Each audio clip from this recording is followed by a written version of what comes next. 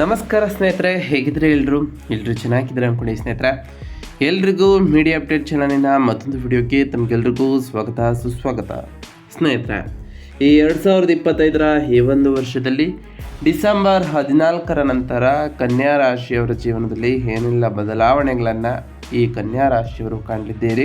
ಈ ತಿಂಗಳ ಗ್ರಹಗಳ ಸಂಚಾರದ ಬದಲಾವಣೆಯಿಂದಾಗಿ ನಿಮ್ಮ ಜೀವನದ ವಿವಿಧ ಅಂಶಗಳಾದಂತಹ ವೃತ್ತಿ, ಆರೋಗ್ಯ, ವೈವಾಹಿಕ ಜೀವನ, ಆರ್ಥಿಕ ಸ್ಥಿತಿ, ಕೌಟುಂಬಿಕ ಜೀವನ, ವ್ಯವಹಾರ ಮತ್ತು ಶಿಕ್ಷಣಕ್ಕೆ ಸಂಬಂಧಪಟ್ಟಂತೆ ಏನೆಲ್ಲ ಬದಲಾವಣೆಗಳನ್ನು ಈ ರಾಶಿಯವರು ಕಾಣಲಿದ್ದೀರಿ, ಯಾವುದರಲ್ಲಿ ಶುಭವಾಗಲಿದೆ, ಯಾವುದರಲ್ಲಿ ಬಹಳ ಎಚ್ಚರಿಕೆಯನ್ನು ವಹಿಸಬೇಕು, ಹಾಗೆಯೇ ಈ ಕನ್ಯಾ ರಾಶಿಯವರಿಗೆ ಈ ತಿಂಗಳಿನಲ್ಲಿ ಇರುವಂತಹ ಸಮಸ್ಯೆಗಳಿಗೆ ಸರಳ ಪರಿಹಾರವನ್ನು ಕೂಡ ಇವತ್ತಿನ ಒಂದು ವಿಡಿಯೋದಲ್ಲಿ ತಿಳಿಸ್ಕೊಡ್ತಾ ಹೋಗ್ತೀನಿ ಸ್ನೇಹಿತರೆ.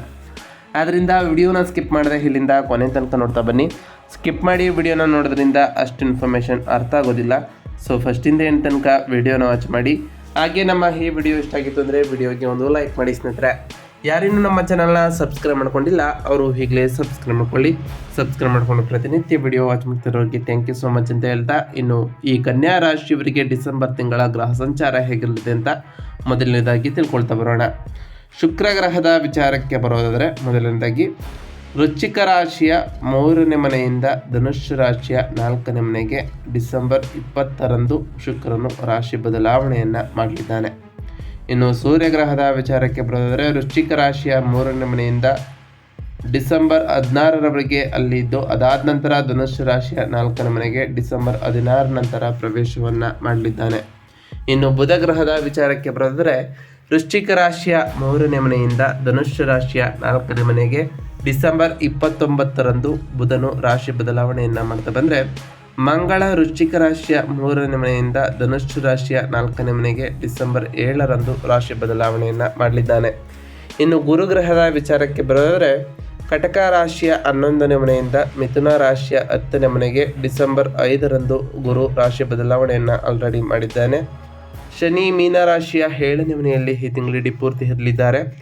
ರಾಹು ಕುಂಭರಾಶಿಯ 6ನೇ ಮನೆಯಲ್ಲಿ ಈ ತಿಂಗಳಿಡೀ ಇದ್ದರೆ, ಕೇತು ಸಿಂಹರಾಶಿಯ 12ನೇ ಮನೆಯಲ್ಲಿ ಈ ತಿಂಗಳಿಡೀ ಕೊನೆವರೆಗೂ ಕೂಡ ಇರಲಿದ್ದಾರೆ. ಒಟ್ಟಾರೆಯಾಗಿ ಈ ಕನ್ಯಾ ರಾಶಿಯವರಿಗೆ ಈ ತಿಂಗಳ ಮಾಸಿಕ ಭವಿಷ್ಯ, ಡಿಸೆಂಬರ್ ತಿಂಗಳ ಭವಿಷ್ಯ ವೃತ್ತಿ ಜೀವನ ದೃಷ್ಟಿಯಿಂದ ಬಹಳ ನಿರ್ಣಾಯಕವಾಗಿದೆ ಅಂತ ಹೇಳ್ಬೋದು ಸ್ನೇಹಿತರೆ. ಅದರಲ್ಲೂ ಡಿಸೆಂಬರ್ 5ರಂದು ಗುರು 10ನೇ ಮನೆಗೆ ಅಂದರೆ ಕರ್ಮ ಅಥವಾ ಉದ್ಯೋಗ ಸ್ಥಾನದಲ್ಲಿ ಬದಲಾಗಿರೋದು ನಿಮ್ಮ ಉದ್ಯೋಗ ಜೀವನದಲ್ಲಿ ಒಂದು ದೊಡ್ಡ ಬದಲಾವಣೆಗಳನ್ನು ಸೂಚಿಸ್ತದೆ ಅಂತಲೇ ಹೇಳ್ಬೋದು. ಇದು ಜವಾಬ್ದಾರಿಗಳನ್ನು ಹೆಚ್ಚಿಸುವುದಲ್ಲದೆ ಅದಕ್ಕೆ ತಕ್ಕಂತಹ ಮನ್ನಣೆಯನ್ನು ಕೂಡ ತಂದುಕೊಡ್ತಾ ಹೋಗ್ತದೆ.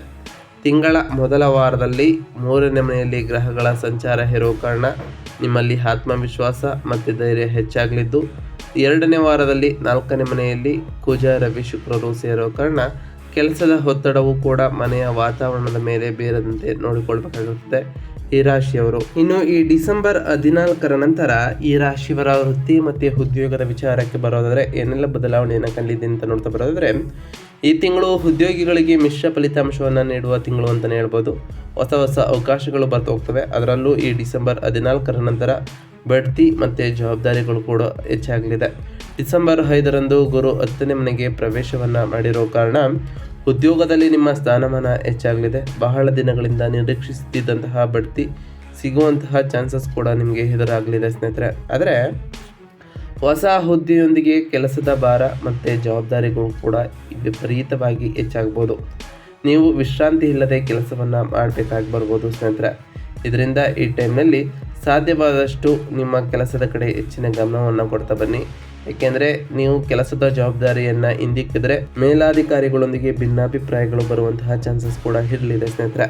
ಇನ್ನು ಸಂವಹನ ಮತ್ತು ಯಶಸ್ಸಿನ ವಿಚಾರಕ್ಕೆ ಬರೆದರೆ ಡಿಸೆಂಬರ್ 1ರಿಂದ 15ರವರೆಗೆ ತಿಂಗಳ ಮೊದಲ ವಾರದಲ್ಲಿ ರವಿ, ಕುಜ, ಬುಧರು 3ನೇ ಮನೆಯಲ್ಲಿ ಅಂದರೆ ಪರಾಕ್ರಮ ಸ್ಥಾನದಲ್ಲಿ ಇರೋ ಕಾರಣ ನಿಮ್ಮ ಉದ್ಯೋಗ ರಿಲೇಟೆಡ್ ಮಾಡುವಂತಹ ಸಂದರ್ಶನಗಳು ಯಶಸ್ಸನ್ನು ಕಾಣಲಿದೆ.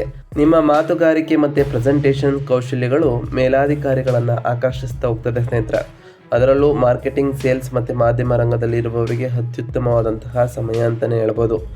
ಇನ್ನು ಸವಾಲುಗಳು ಮತ್ತು ರಾಜಕೀಯ ವಿಚಾರಕ್ಕೆ ಬರೋದಾದರೆ 6ನೇ ಮನೆಯಲ್ಲಿ ರಾಹು ಇರೋದರಿಂದ ಕಚೇರಿಯಲ್ಲಿನ ಶತ್ರುಗಳ ಮೇಲೆ ನೀವು ಜಯವನ್ನು ಸಾಧಿಸ್ತಾ ಹೋಗ್ತೀರಿ.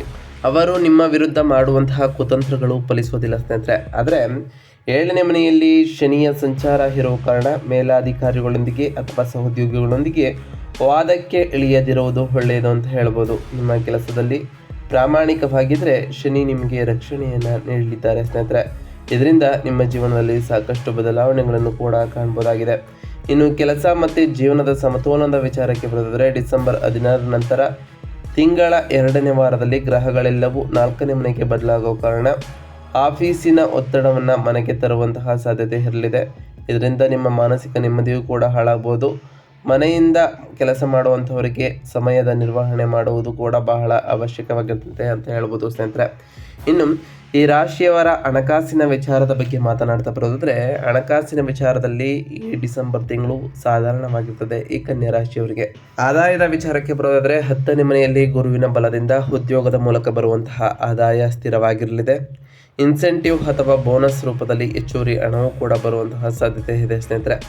ಇನ್ನು ಈ ಖರ್ಚುಗಳ ವಿಚಾರಕ್ಕೆ ಬರೋದಾದರೆ 4ನೇ ಮನೆಯಲ್ಲಿ ಗ್ರಹಗಳ ಸಂಚಾರ ಇರೋ ಕಾರಣ ಮನೆ ರಿಪೇರಿ, ವಾಹನ ಖರೀದಿ ಅಥವಾ ಗೃಹೋಪಯೋಗಿ ವಸ್ತುಗಳಿಗಾಗಿ ದೊಡ್ಡ ಮೊತ್ತದ ಹಣ ಖರ್ಚಾಗ್ಬೋದು. 12ನೇ ಮನೆಯಲ್ಲಿ ಕೇತುವಿನಿಂದ ಅನಗತ್ಯವಾದಂತಹ ಖರ್ಚುಗಳು ಅಥವಾ ದಾನ ಧರ್ಮಗಳಿಗೆ ಖರ್ಚನ್ನು ನೀವು ಮಾಡಬೇಕಾಗಿರ್ತದೆ ಸ್ನೇಹಿತರೆ. ಅದರಿಂದ ಈ ಟೈಮ್ನಲ್ಲಿ ಬಹಳ ಎಚ್ಚರಿಕೆಯಿಂದ ಖರ್ಚು ಮಾಡಬೇಕಾಗಿರುತ್ತೆ ಅಂತ ಹೇಳ್ಬೋದು ಸ್ನೇಹಿತರೆ. ಇನ್ನು ಹೂಡಿಕೆಗಳ ವಿಚಾರಕ್ಕೆ ಬರೋದಾದರೆ ರಿಯಲ್ ಎಸ್ಟೇಟ್ ಮೇಲೆ ಹೂಡಿಕೆ ಮಾಡಲು ತಿಂಗಳ 2ನೇ ವಾರ ಬಹಳ ಅನುಕೂಲಕರವಾಗಿರಲಿದೆ. ಶೇರ್ ಮಾರುಕಟ್ಟೆಯಲ್ಲಿ ರಿಸ್ಕನ್ನು ತೆಗೆದುಕೊಳ್ಳದಿರುವುದು ಕೂಡ ಈ ರಾಶಿಯವರಿಗೆ ಉತ್ತಮವಾಗಿರಲಿದೆ ಸ್ನೇಹಿತರೆ. ಒಟ್ಟಾರೆಯಾಗಿ ಈ ಡಿಸೆಂಬರ್ 14 ನಂತರವೂ ಒಂದಿಷ್ಟು ಬದಲಾವಣೆಗಳನ್ನು ನಿಮ್ಮ ಜೀವನದಲ್ಲಿ ಕಾಣಬರ್ತೀರಿ. ಇನ್ನು ಕುಟುಂಬ ಮತ್ತು ಸಂಬಂಧಗಳ ವಿಚಾರಕ್ಕೆ ಬರೋದಾದರೆ ಕೌಟುಂಬಿಕ ಜೀವನದಲ್ಲಿ ಕೆಲವು ಏರುಪೇರುಗಳು ಈ ಕನ್ಯಾ ರಾಶಿಯವರಿಗೆ ಇರಲಿದೆ. 7ನೇ ಮನೆಯಲ್ಲಿ ಶನಿ ಇರೋದರಿಂದ ಜೀವನ ಸಂಗಾತಿಯೊಂದಿಗೆ ತಪ್ಪು ತಿಳುವಳಿಕೆಗಳು ಕೂಡ ಬರ್ಬೋದು. ಮುಖ್ಯವಾಗಿ 2ನೇ ವಾರದಲ್ಲಿ 4ನೇ ಮನೆಯಲ್ಲಿ ಕುಜ, ರವಿ, ಶುಕ್ರರು ಸೇರೋ ಕಾರಣ ಮನೆಯಲ್ಲಿ ಶಾಂತಿ ಕದಡುವಂತಹ ಸಾಧ್ಯತೆ ಇರಲಿದೆ. ಸಣ್ಣ ಸಣ್ಣ ವಿಷಯಗಳಿಗೆ ಜಗಳ ಆಗ್ಬೋದು ಸ್ನೇಹಿತರೆ. ಅದರಿಂದ ಈ ಟೈಮ್ನಲ್ಲಿ ಬಹಳ ತಾಳ್ಮೆಯಿಂದ ಇರಬೇಕಾಗಿರ್ತದೆ. ನಿಮ್ಮ ತಾಯಿಯವರ ಆರೋಗ್ಯದ ಕಡೆ ಹೆಚ್ಚಿನ ಗಮನವನ್ನು ಹರಿಸ್ತಾ ಬನ್ನಿ. ಆದರೆ 3ನೇ ಮನೆಯಲ್ಲಿ ಗ್ರಹಗಳ ಸಂಚಾರ ಇರುವ ಕಾರಣ ತಿಂಗಳ ಮೊದಲ ವಾರದಲ್ಲಿ ಒಡ ಹುಟ್ಟಿದವರಿಂದ ಬೆಂಬಲ ಸಿಗ್ತದೆ. ಆದರೆ ಈ 2ನೇ ವಾರದಲ್ಲಿ ಬಂಧುಗಳ ಆಗಮನದಿಂದ ಮನೆಯಲ್ಲಿ ಸಡಗರವೂ ಕೂಡ ಇರಲಿದೆ ಸ್ನೇಹಿತರೆ. ಇನ್ನು ಆರೋಗ್ಯದ ವಿಚಾರಕ್ಕೆ ಬರೋದಾದರೆ ಆರೋಗ್ಯದ ವಿಷಯದಲ್ಲಿ ಎಚ್ಚರ ಅವಶ್ಯಕವಾಗಿರ್ತದೆ ಈ ರಾಶಿಯವರಿಗೆ. 6ನೇ ಮನೆಯಲ್ಲಿ ರಾಹುವಿನಿಂದ ಸಣ್ಣ ಪುಟ್ಟ ಆರೋಗ್ಯ ಸಮಸ್ಯೆಗಳು ಬಂದರೂ ಕೂಡ ಅದು ತಕ್ಷಣ ಗುಣಮುಖವಾಗ್ತೋಗ್ತದೆ. ಈ ತಿಂಗಳ 2ನೇ ವಾರದಲ್ಲಿ 4ನೇ ಮನೆಯಲ್ಲಿ ಉಂಟಾಗ್ತಿರುವಂತಹ ಗ್ರಹ ಸಂಚಾರಗಳು ನಿಮಗೆ ಗ್ಯಾಸ್ ಟ್ರಬಲ್ ಅಥವಾ ಶ್ವಾಸಕೋಶಕ್ಕೆ ಸಂಬಂಧಪಟ್ಟಂತಹ ಸಮಸ್ಯೆಗಳನ್ನು ತರಬಹುದು. ಮಾನಸಿಕ ಒತ್ತಡದಿಂದ ನಿದ್ರಾಹೀನತೆಯು ಕೂಡ ನಿಮಗೆ ಕಾಡಬಹುದು ಸ್ನೇಹಿತರೆ.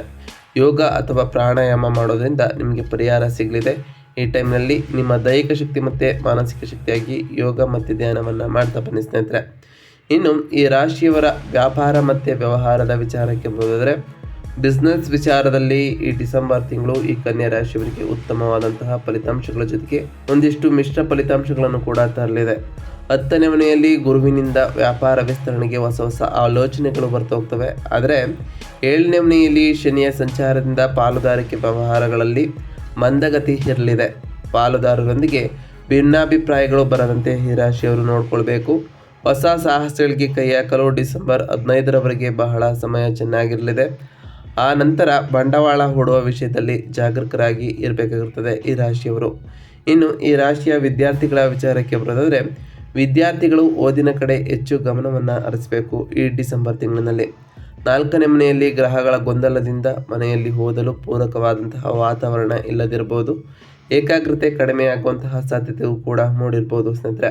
ಆದರೆ ಸ್ಪರ್ಧಾತ್ಮಕ ಪರೀಕ್ಷೆಗಳಿಗೆ ತಯಾರಾಗುತ್ತಿರುವಂತಹವರಿಗೆ 6ನೇ ಮನೆಯ ರಾಹು ಜಯವನ್ನು ತಂದುಕೊಡ್ತಾ ಹೋಗ್ತಾನೆ. ತಾಂತ್ರಿಕ ಶಿಕ್ಷಣ ಕಲಿಯುತ್ತಿರುವವರಿಗೂ ಕೂಡ ಈ ತಿಂಗಳು ಬಹಳ ಅನುಕೂಲಕರವಾಗಿರಲಿದೆ ಸ್ನೇಹಿತರೆ.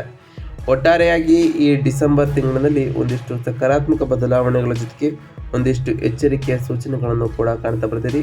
ಈ ತಿಂಗಳು ಗ್ರಹಗಳ ಅನುಕೂಲಕ್ಕಾಗಿ ಮತ್ತು ಸಮಸ್ಯೆಗಳ ನಿವಾರಣೆಗಾಗಿ ನಾವು ತಿಳಿಸ್ಕೊಡುವಂತಹ ಸರಳ ಪರಿಹಾರಗಳನ್ನು ಮಾಡ್ತಾ ಬನ್ನಿ ಸ್ನೇಹಿತರೆ.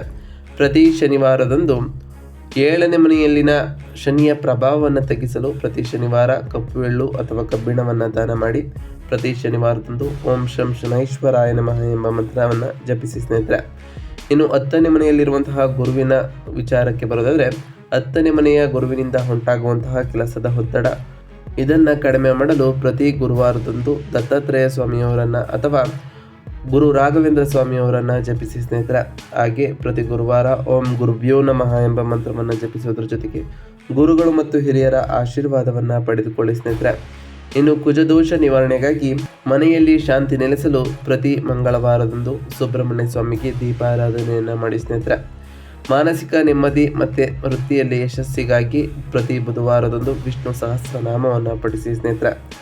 ಇದರಿಂದ ಸಾಕಷ್ಟು ಬದಲಾವಣೆಗಳನ್ನು ನಿಮ್ಮ ಜೀವನದಲ್ಲಿ ಕಾಣಬಹುದಾಗಿದೆ.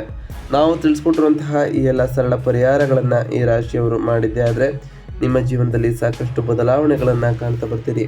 ನೀವು ಅಂದುಕೊಂಡಿರುವಂತಹ ಕಾರ್ಯಗಳು ಕೂಡ ಯಾವುದೇ ಅಡೆತಡೆ ಇಲ್ಲದೆ ನೆರವೇರಲಿದೆ ಸ್ನೇಹಿತರೆ. ಇದಾಗಿತ್ತು ಇವತ್ತಿನ ಒಂದು ವಿಡಿಯೋ ಸ್ನೇಹಿತರೆ. ವಿಡಿಯೋ ಇಷ್ಟ ಆಗಿತ್ತು ಅಂದರೆ ವಿಡಿಯೋಗೆ ಒಂದು ಲೈಕ್ ಮಾಡಿ. ಯಾರೇನು ನಮ್ಮ ಚಾನಲ್ನ ಸಬ್ಸ್ಕ್ರೈಬ್ ಮಾಡ್ಕೊಂಡಿಲ್ಲ ಅವರು ಈಗಲೇ ಸಬ್ಸ್ಕ್ರೈಬ್ ಮಾಡ್ಕೊಳ್ಳಿ. ಸಬ್ಸ್ಕ್ರೈಬ್ ಮಾಡಿಕೊಂಡು ಪ್ರತಿನಿತ್ಯ ವಿಡಿಯೋನ ವಾಚ್ ಮಾಡ್ತಿರೋರಿಗೆ ಥ್ಯಾಂಕ್ ಯು ಸೊ ಮಚ್ ಅಂತ ಹೇಳ್ತಾ, ಕನ್ಯಾ ರಾಶಿಯ ನಿಮ್ಮ ಫ್ರೆಂಡ್ಸ್ಗಳಿಗೂ ಈ ವಿಡಿಯೋನ ಶೇರ್ ಮಾಡಿ ಸ್ನೇಹಿತರೆ.